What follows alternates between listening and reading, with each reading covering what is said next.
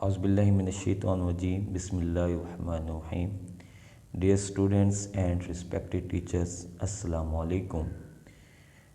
उम्मीद है आप सब लोग बखैर व आफियत होंगे। आप सब लोगों को बायोलॉजी के इस खूबसूरत प्लेटफॉर्म पर खुशामदीद कहता हूँ। आप जैसा कि आप जानते हैं कि आज हमारा बायोलॉजी का दूसरा लेक्चर है। आपको पहला लेक्चर रिसीव हो चुका है और अल्हम्दुलिल्लाह जो आप लोगों की तरफ से रिस्पांस आया है वो बड़ा ही खूबसूरत और मेरे लिए बहुत ही हौसला अफजा है। और इंशाल्लाह मैं उम्मीद रखता हूँ कि आज का लेक्चर भी आप लोगों को यकीनन पसंद आएगा। जैसा कि आप जानते हैं कि हम बायोलॉजी फर्स्ट ईयर का चैप्टर नंबर 1 पढ़ रहे हैं और आज हमारा दूसरा लेक्चर है।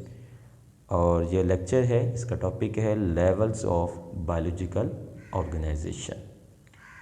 बिला वक्त ज़ाया किए हम अपने टॉपिक की तरफ बढ़ते हैं। डियर स्टूडेंट्स, जैसा कि हमने फर्स्ट लेक्चर में ये बात पढ़ी है कि लिविंग ऑर्गेनिज्म का एक बड़ा इंपॉर्टेंट करैक्टर ये होता है कि ये हाईली ऑर्गेनाइज्ड होते हैं। वहाँ पे हमने इसको बारे में हल्का सा जो है वो ज़िक्र पढ़ा। इसके अलावा 9th क्लास में भी आप इसके बारे में पढ़ चुके हैं। यहाँ पे यकीनन हम इसको मज़ीद तफसील के साथ पढ़ेंगे और इसके अंदर मज़ीद कुछ चीज़ें ऐड भी होंगी और ये कॉन्सेप्ट समझने की हम कोशिश करेंगे कि बायोलॉजिकल ऑर्गेनाइजेशन क्या होता है। जी, बायोलॉजिकल ऑर्गेनाइजेशन की अगर हम बात करें तो हमारा सबसे पहला जो स्टेप होगा वो बायो एलिमेंट्स होंगे। जैसा कि आप जानते हैं कि 92 नेचुरली अकरिंग एलिमेंट्स हैं। इनमें से 16 एलिमेंट्स वो हैं जो लिविंग ऑर्गेनिजम्स में पाए जाते हैं। इन 16 एलिमेंट्स को हम बायो एलिमेंट्स कहते हैं। ठीक है जी। Out of which 16 and a few elements which occur in a particular organism called bio elements. जैसे कि आप इस पिक्चर में भी देख सकते हैं कि बायो एलिमेंट्स को अगर हम कैटेगराइज करना चाहें तो उसकी 3 कैटेगरीज बन सकती हैं: primaries, secondaries, oligo elements. Primaries वो हैं जो बेसिक एलिमेंट्स हैं। जैसा कि आप जानते हैं कि इन 16 एलिमेंट्स में से जो 6 एलिमेंट्स हैं वो 96% जो है वो बनाते हैं। इसी तरह सेकेंडरीज 3.3 और ओलिगो एलिमेंट्स 0.1। तो ये बायो एलिमेंट्स हैं।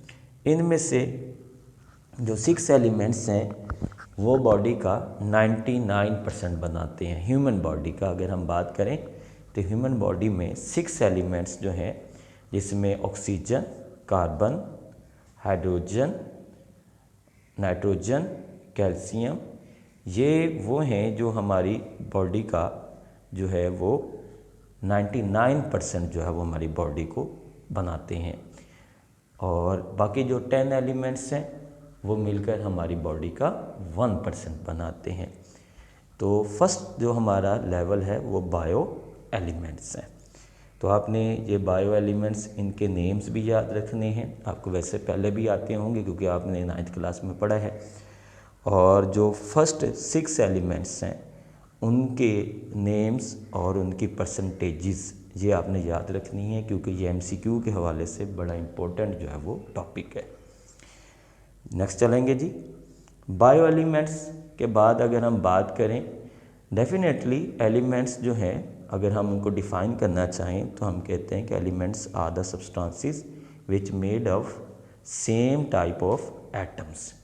एलिमेंट्स चूँकि एटम्स के बने हैं तो इसलिए बायोलॉजिकल ऑर्गेनाइजेशन का आगाज़ भी एटम से ही किया जाएगा।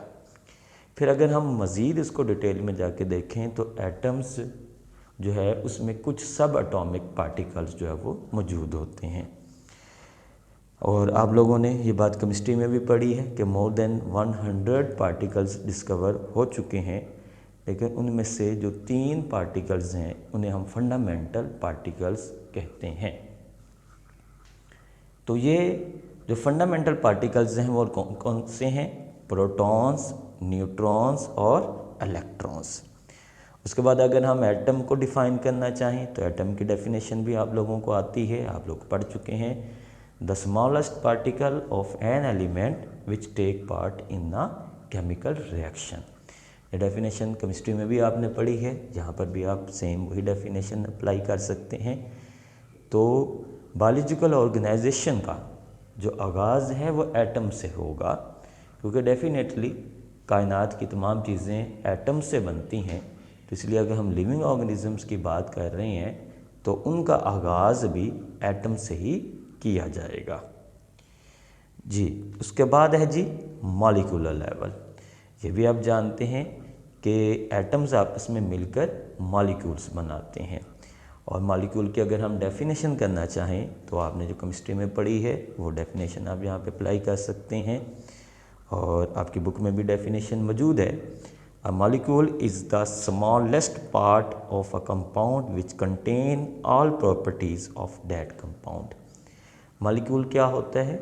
मॉलिक्यूल किसी भी कंपाउंड का वो सबसे छोटा पार्टिकल है जिसके अंदर उस कंपाउंड की तमाम प्रॉपर्टीज़ जो हैं मौजूद होती हैं, तो उसको हम कहते हैं मॉलिक्यूल जी। अगर हम मॉलिक्यूल की बात करें तो मॉलिक्यूल दो तरह के होंगे। वैसे तो मॉलिक्यूल की बहुत सारी टाइप्स हैं, आप लोग 9th क्लास में भी पढ़ के आए हैं, केमिस्ट्री में भी आप पढ़ते हैं।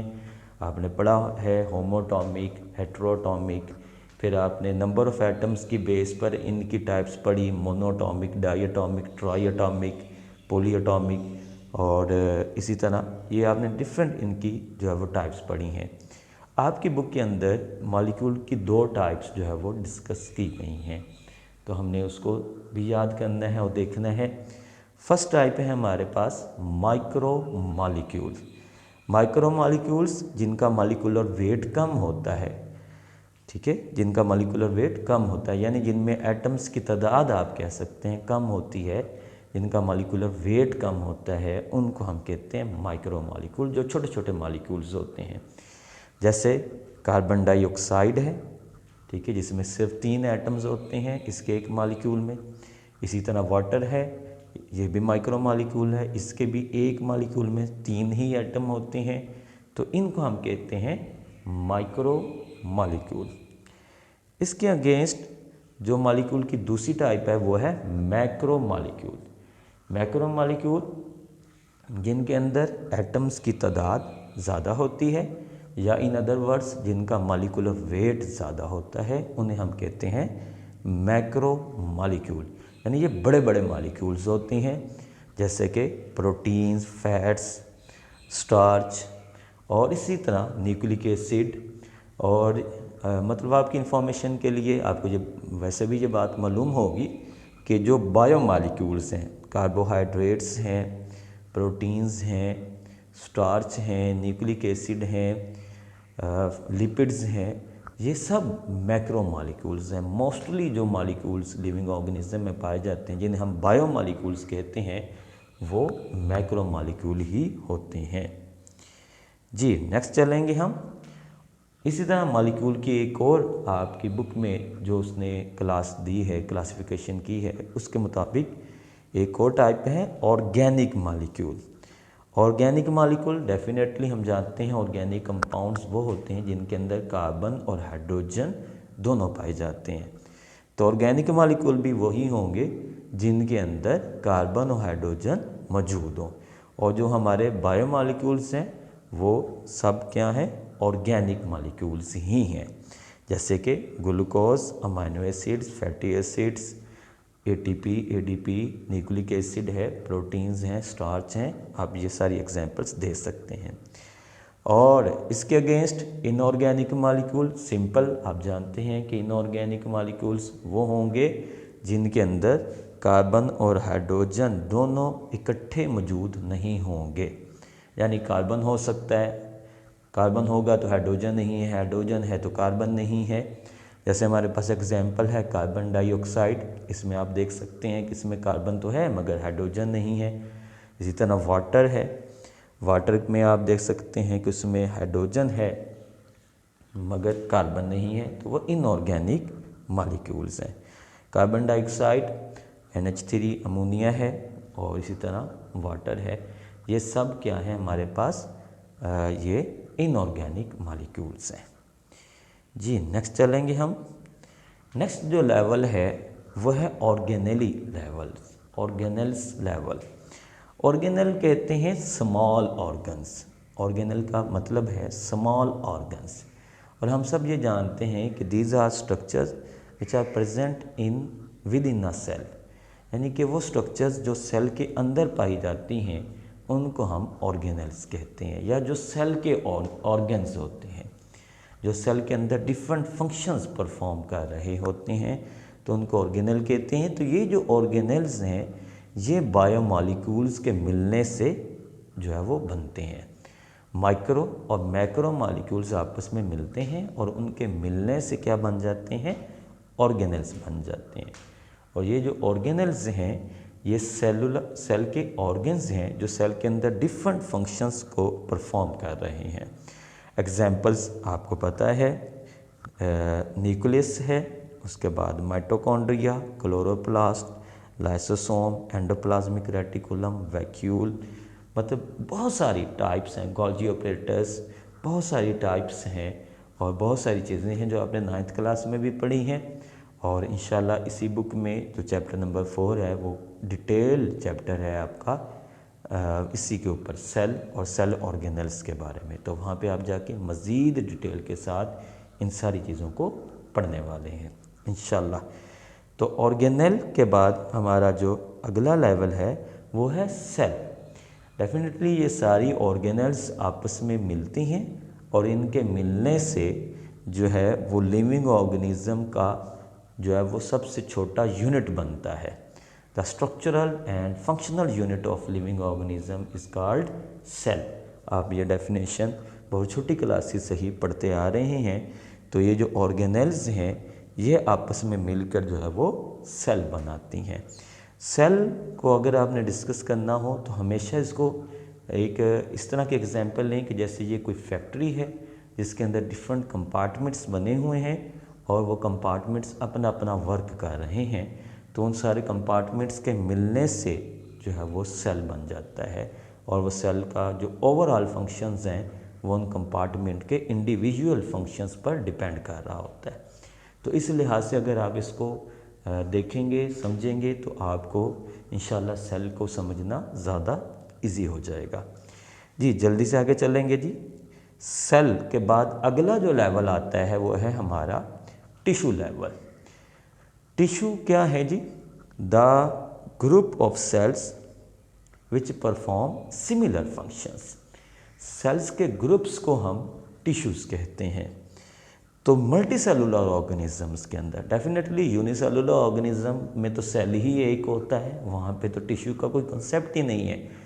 तो मल्टी सेलुलर ऑर्गेनिजम्स के अंदर जब सेल्स आपस में मिल जाते हैं, ग्रुप बनाते हैं, तो उनके वो ग्रुप्स को हम कहते हैं टिश्यूज़।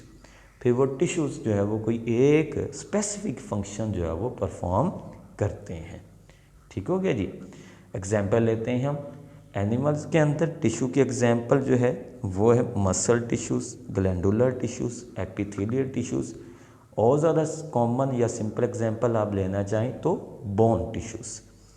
इसी तरह प्लांट्स में अगर हम बात करें तो फेमस जो टिश्यूज़ हैं वो वैसे तो आपने पढ़े हैं 9th क्लास में, वो भी बहुत सारे टिश्यूज़ पढ़े हैं, लेकिन जो फेमस टिश्यूज़ हैं वो हमने पढ़े हैं जाइलम टिश्यूज़ और इसी तरह फिलोइम टिश्यूज़। ये नेक्स्ट स्लाइड में देखें, ये आपको टिश्यूज़ की जो है वो पिक्चर्स नज़र आ रही हैं। बड़ी प्यारी प्यारी पिक्चर्स हैं हमारे पास। कनेक्टिव टिश्यूज़ हैं, epithelial tissues, muscle tissues, nervous tissues, ये एनिमल्स में पाए जाते हैं। दूसरी तरफ आप प्लांट्स में देखें तो आपको parenchyma tissues, collenchyma tissues, sclerenchyma tissues, ठीक है, ये आपको जो है वो डिफरेंट टाइप्स ऑफ टिश्यूज़ जो है वो नज़र आ रहे हैं। तो ये वो सारे टिश्यूज़ हैं जो एनिमल्स और प्लांट्स में पाई जाती हैं। जी नेक्स्ट चलेंगे हम। हमारा नेक्स्ट लेवल है organ and organ system level. इस वक्त हम आपकी बुक के पेज नंबर 6 पर मौजूद हैं और ये शॉर्ट क्वेश्चन भी आया है कई दफ़ा, तो इसलिए आपने इसको अच्छे से याद कर लेना है। Organ and organ system level. ये जो टिश्यूज़ होते हैं जिनकी हम बात कर रहे हैं, ये टिश्यूज़ आपस में मिलकर क्या बनाते हैं, बॉडी पार्ट्स बनाते हैं। पार्ट्स ऑफ बॉडी तैयार होते हैं इनसे, और उन पार्ट्स ऑफ बॉडी को हम कहते हैं ऑर्गन्स। अब डेफिनेटली जो ऑर्गन होता है, कोई भी ऑर्गन, उसके एक से ज़्यादा फंक्शंस हो सकते हैं। तो इसका मतलब है कि कोई भी ऑर्गन सिमिलर टिश्यू से नहीं बनता, बल्कि डिफरेंट टाइप्स ऑफ टिश्यूज़ मिलते हैं और उनके मिलने से एक ऑर्गन जो है वो तैयार होता है। दोबारा बात को समझ लीजिए, जो टिश्यू होता है वो सेम टाइप ऑफ सेल्स से बनता है, इसलिए उसका फंक्शन भी सेम होता है। लेकिन जो ऑर्गन होता है वो डिफरेंट टाइप ऑफ टिश्यूज से मिलकर बनता है, इसलिए उसके फंक्शंस भी डिफरेंट हो सकते हैं और ग्रेट एफिशिएंसी होती है उस बॉडी पार्ट के अंदर उन फंक्शंस को परफॉर्म करने के लिए। ठीक है, तो ये मतलब आपको ये डिफरेंस याद रखना है कि टिश्यूज़ में सेम टाइप ऑफ सेल्स होती हैं, लेकिन ऑर्गन में डिफरेंट टाइप ऑफ टिश्यूज़ होते हैं, क्योंकि उनके फंक्शंस क्या होंगे, एक बॉडी ऑर्गन के डिफरेंट फंक्शंस हो सकते हैं। ठीक हो गया जी। अब एग्जाम्पल बहुत सिंपल है, जो आपके बॉडी पार्ट्स हैं, आप एनिमल्स के भी ले सकते हो, आप प्लांट्स के भी ले सकते हैं, तो वो सब के सब क्या हैं, वो हमारे ऑर्गन्स हैं। जैसे हम अगर एनिमल्स की बात करें या अपनी बात करते हैं, ह्यूमन की बात करते हैं, तो स्टोमक, ब्रेन, हार्ट। ठीक है, इसी तरह प्लांट्स में अगर हम आ जाएं तो रूट्स हैं, उसके लीव्स हैं, तो ये उसके क्या हैं, ऑर्गन्स हैं। ठीक हो गया जी। अब नेक्स्ट जो हमारा लेवल है वह है ऑर्गन सिस्टम लेवल। ये जो ऑर्गन्स हैं ये आपस में मिल जाते हैं, तो डिफरेंट टाइप्स ऑफ ऑर्गन्स मिलकर पूरा एक सिस्टम क्रिएट करते हैं। अब ये जो डिफरेंट ऑर्गन्स आपस में मिलते हैं, इनमें बड़ी ज़बरदस्त कोऑर्डिनेशन होती है। ये कोऑर्डिनेशन के साथ किसी एक फंक्शन को परफॉर्म करने के लिए मिलकर काम करते हैं, तो उसको हम कह देते हैं ऑर्गन सिस्टम। ठीक है, यानी कि कोई एक ख़ास फंक्शन परफॉर्म करना है, उस फंक्शन को परफॉर्म करने के लिए डिफरेंट ऑर्गन्स आपस में मिलेंगे, कोऑर्डिनेशन करेंगे, और उनकी कोऑर्डिनेशन के साथ वो फंक्शन परफॉर्म हो सकता है। देखिए, अगर वो सारे ऑर्गन्स अपना अपना फंक्शन परफॉर्म करेंगे तो वो कलेक्टिवली उस पूरे ऑर्गन सिस्टम का वो फंक्शन बन जाएगा। और अगर उस पूरे ऑर्गन सिस्टम में से कोई एक ऑर्गन भी अपना फंक्शन सही तरह परफॉर्म नहीं करेगा, तो वो पूरा ऑर्गन सिस्टम क्या हो जाएगा, डिस्टर्ब हो जाएगा। इसको आपने क्लियरली जो है वो समझ लेना है जी। एग्जाम्पल हम ले लेते हैं, अगर हम बात करते हैं एनिमल्स के अंदर, ह्यूमन के अंदर, तो डाइजेस्टिव सिस्टम एक बड़ी कॉमन एग्जाम्पल है। देखें, डाइजेस्टिव सिस्टम में कितने हमारे बॉडी ऑर्गन्स इसमें इन्वॉल्व होते हैं। हमें मालूम है कि डाइजेशन हमारे माउथ से शुरू हो जाती है, तो माउथ के अंदर जो ऑर्गन्स हैं, हमारी टंग है, टीथ हैं, उसके बाद फिर जनाब हमारा एसोफेगस आ जाता है, जिसे हम फूड पाइप कहते हैं। फिर जनाब हमारा स्टोमक आ जाता है, उसके बाद फिर स्मॉल इंटेस्टाइन, लार्ज इंटेस्टाइन।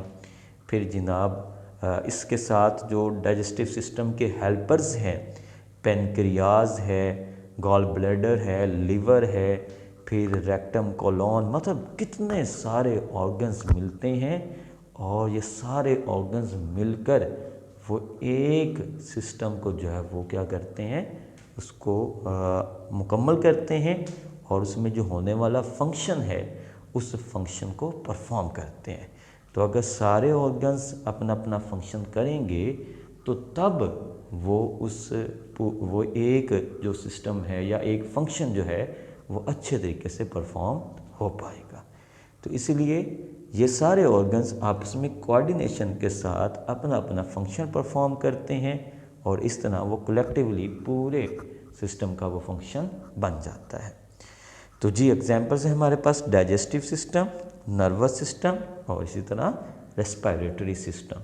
तो ये एनिमल्स के अंदर है। और अगर हम प्लांट्स में बात करें तो शूट सिस्टम और रूट सिस्टम, तो ये प्लांट्स के अंदर हमें ये ऑर्गन सिस्टम जो है वो नज़र आते हैं जी। नेक्स्ट हम चलेंगे जी।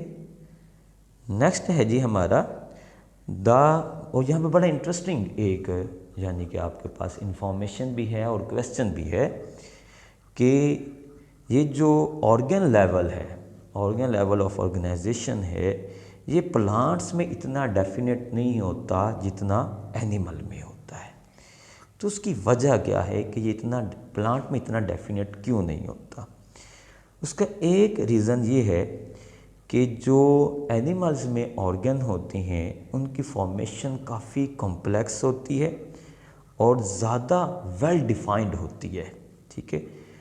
और इसी तरह प्लांट्स की निस्बत, ठीक है जी, क्योंकि एनिमल्स जो हैं उनके अंदर जितने भी फंक्शन हो रहे होते हैं वो कोऑर्डिनेशन के साथ हो रहे होते हैं।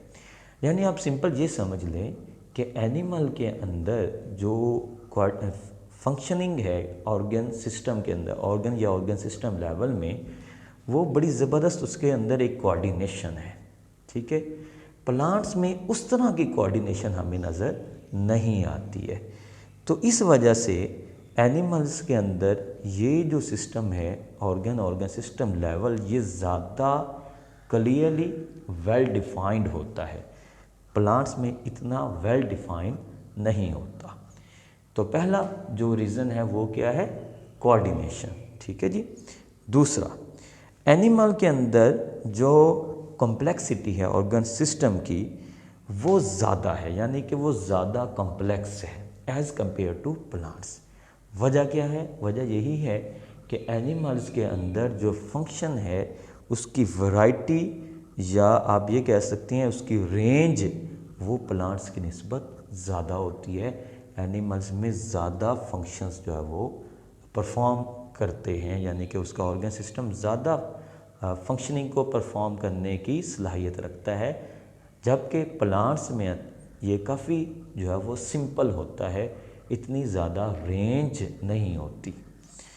इसके अलावा जो प्लांट्स हैं इनमें बड़ा क्लियर कट फंक्शन होता है और वो इंडिपेंडेंटली काम करते हैं। प्लांट्स के जितने भी ऑर्गन्स हैं वो सब के सब इंडिपेंडेंटली काम करते हैं। मैं आपको एक सिंपल सी एग्जांपल दे देता हूँ। देखें, गैसियस एक्सचेंज का जो प्रोसेस है एनिमल्स में हम बात करें तो वो गैसियस एक्सचेंज, उसके लिए पूरा एक ऑर्गन सिस्टम मौजूद है जिसे हम रेस्पिरेटरी सिस्टम कहते हैं। हम सांस लेते हैं, वो सांस हमारी नोज़ या माउथ के ज़रिए से होते हुए हमारे विंड पाइप ट्रैकिया से होते हुए हमारे लंग्स में जाता है। फिर लंग्स के अंदर वो जनाब आ जाते हैं ब्रोंकियोल्स, ठीक है। फिर उसके बाद जनाब वो एल्वोलाई आ जाती है, एल्वोलर डक्ट आ जाती है, एल्वोलाई आ जाती है, और फिर एल्वोलाई के अंदर उसके सराउंडिंग में ब्लड कैपिलरीज़ हैं जहाँ पे जाके गैसियस एक्सचेंज होती है। यानी देखें, पूरा एक सिस्टम है सिर्फ एक फंक्शन को परफॉर्म करने के लिए, गैसियस एक्सचेंज। लेकिन प्लांट्स में ऐसा नहीं है। प्लांट्स में इस तरह का कोई सिस्टम नहीं है गैसियस एक्सचेंज का। प्लांट्स में तो उसका हर सेल इंडिपेंडेंटली खुद गैसियस एक्सचेंज करता है। उसके जो लीव्स के सेल्स हैं, स्टेम सेल्स हैं, रूट सेल्स हैं, यानी कि उसकी बॉडी के जो जितने भी सेल्स हैं वो सब के सब जो है गैसियस एक्सचेंज का प्रोसेस वो इंडिपेंडेंटली खुद कर रहे होते हैं, जबकि एनिमल्स में ऐसा नहीं है। एनिमल में बाकायदा पूरा एक सिस्टम मौजूद है। तो इससे ये बात क्लियर हो रही है कि जो प्लांट्स हैं उनके जो सेल्स होते हैं, ऑर्गन्स होते हैं, वो इंडिपेंडेंटली काम करते हैं, जबकि एनिमल्स में ऐसा नहीं होता। तो इसलिए हम कह सकते हैं कि ये जो ऑर्गन सिस्टम लेवल है ये प्लांट्स में इतना डेफिनेट नहीं है जितना एनिमल्स के अंदर है। ओके जी, नेक्स्ट चलते हैं जी। ये नेक्स्ट स्लाइड बड़ी प्यारी स्लाइड है हमारे पास, और इसके अंदर आप देख सकते हैं कि डिफरेंट ऑर्गन सिस्टम जो है वो दिखाए गए हैं ह्यूमन के अंदर। पहला स्केलेटल सिस्टम, उसके बाद muscular system, digestive system, respiratory system, nervous system और सर्कुलेटरी सिस्टम। इन सारे सिस्टम्स के नेम भी आपको आते होंगे और इन सारे सिस्टम्स के बारे में आपको आइडिया होगा, कुछ ना कुछ आपको इल्म होगा डेफिनेटली। अब 9th और 10th में ये पढ़ के आए हैं और इन चीज़ों को ही इंशाल्लाह हम आगे जाके भी जो है मज़ीद डिटेल के साथ डिस्कस करेंगे। जी नेक्स्ट है जी हमारा इंडिविजुअल लेवल। ये जो ऑर्गन और ऑर्गन सिस्टम है ये आपस में मिलते हैं और इनके मिलने से एक जानदार तैयार हो जाता है, एक लिविंग ऑर्गेनिज्म तैयार हो जाता है, एक पूरी कंप्लीट बॉडी वो जो है वो तैयार हो जाती है। ठीक है जी, तो उसको हम कहते हैं individual. Various organs in plant and various organs in organ system in animal organise to form an individual. कि डिफरेंट ऑर्गन और ऑर्गन सिस्टम्स के मिलने से क्या होता है, एक इंडिविजुअल जो है वो तैयार हो जाता है। ठीक है जी, एग्जाम्पल अगर हम लें तो एनिमल्स में जो ऑर्गन सिस्टम है उनके अंदर कोऑर्डिनेशन होती है और वो सारे ऑर्गन सिस्टम मिलकर जो है वो काम कर रहे होते हैं। देखें, कोई भी फंक्शन परफॉर्म करना है तो उसके लिए कोई भी ऑर्गन सिस्टम वो इंडिविजुअली काम नहीं कर सकता। एनिमल में ये पॉसिबल नहीं है। प्लांट्स में है, जैसे कि हमने पिछली स्लाइड में ये देखा है कि वहाँ पे तो हर ऑर्गन अपना अपना काम खुद कर रहा है, क्लियर कट फंक्शन है, वो खुद परफॉर्म किया जा रहा है। लेकिन एनिमल्स में ऐसा नहीं होता। एनिमल में जो ऑर्गन सिस्टम्स होते हैं उनमें कोऑर्डिनेशन का होना बहुत ज़रूरी है। मिसाल के तौर पर हम जो आपकी बुक में एग्जांपल है वो उसने दी है जी कि आप कोई एक्सरसाइज कर रहे हैं, कोई मस्कुलर एक्टिविटी कर रहे हैं। फॉर एग्ज़ाम्पल आप रनिंग कर रहे हैं, आप वेट लिफ्टिंग कर रहे हैं, आप एक्सरसाइज कर रहे हैं, तो उस वक्त आपकी बॉडी के सिर्फ मस्कुलर सिस्टम उसमें इन्वॉल्व नहीं है, सिर्फ स्केलेटल सिस्टम इन्वॉल्व नहीं है, बल्कि पूरी बॉडी और उसमें मौजूद तमाम ऑर्गन सिस्टम उसके अंदर इन्वॉल्व हो जाएंगे। ठीक है, आपका नर्वस सिस्टम आपके मसल्स को मुसलसल क्या करेगा, कोऑर्डिनेट करेगा, कम्युनिकेट करेगा ताकि आप वो फंक्शन परफॉर्म कर सकें। आपका जो रेस्पिरेटरी सिस्टम है वो तेज़ तेज़ काम करेगा ताकि जो आपकी रेस्पिरेशन के अंदर ऑक्सीजन की जो आपकी रिक्वायरमेंट है उसको पूरा कर सकें। डेफिनेटली आप जब हार्ड एक्सरसाइज करेंगे तो रेस्पिरेशन का प्रोसेस तेज़ हो जाएगा ताकि आपकी बॉडी को एनर्जी मिल सके, और एरोबिक रेस्पिरेशन के लिए तो ऑक्सीजन चाहिए होगा, तो वो ऑक्सीजन रेस्पिरेटरी सिस्टम जो है वो हमें प्रोवाइड करेगा हमारी बॉडी को।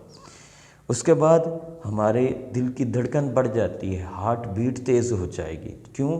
ब्लड की सर्कुलेशन को तेज़ होना होगा और पूरी बॉडी में ब्लड की सर्कुलेशन तेज़ हो जाएगी, हमारा जो जिस्म है वो वार्म अप हो जाएगा, इसलिए ताकि पूरी बॉडी के अंदर जो ऑक्सीजन और फूड की जो सप्लाई है वो बर वक्त हो सके और अच्छे तरीके से हो सके।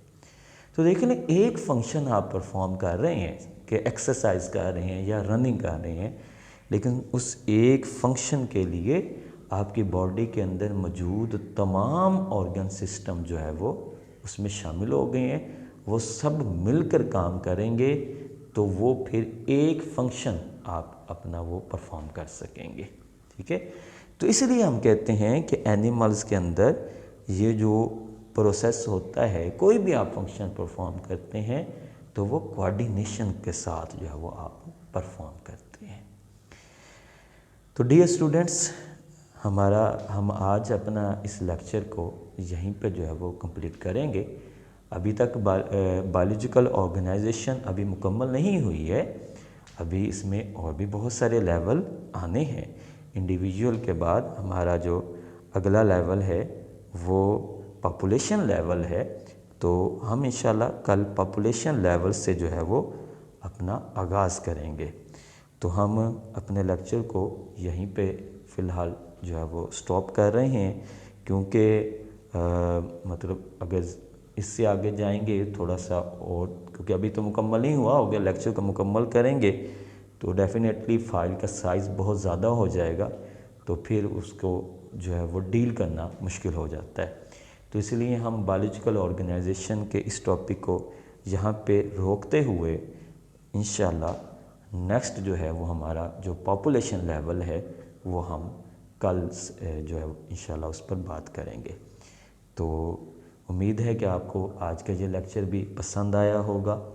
तो इस लेक्चर को सुने, इसको समझने की कोशिश करें। किसी किस्म का भी कोई सवाल हो तो वह मुझसे डिस्कस कर सकते हैं, और इसके अलावा अगर आप कोई सजेशन देना चाहें तो मोस्ट वेलकम, आपकी सजेशंस का मैं इंतज़ार करूँगा। अल्लाह ताला आपको अपने हिफ्ज़ व अमान में रखे, अपनी दुआओं में याद रखिएगा। अल्लाह हाफिज़।